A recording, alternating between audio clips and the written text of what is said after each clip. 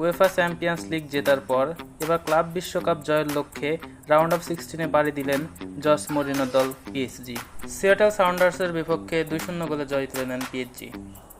শুরু থেকে আক্রমণের ধার দেখিয়ে খেললেও তাতে কোনো লাভ হয়নি পিএসজি। একের পর এক অ্যাটাক যেন ব্যর্থ হচ্ছিল তাদের।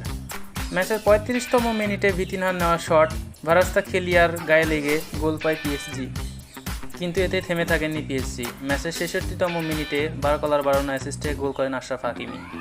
পরে পিএসজি কিছু অ্যাটাক করলে গোলের দেখা পায়নি কেউই, ফলে 2-0 গোলেই জয় তুলে নেন পিএসজি। 3 ম্যাচে 2টিতে জয়, 6 পয়েন্ট নিয়ে রাউন্ড 16-এ পাড়ি দিলেন পিএসজি। ওদিকে দিনের অপর ম্যাচে অ্যাটলেটিকো মাদ্রিদের কাছে হারে বোটাফোগো।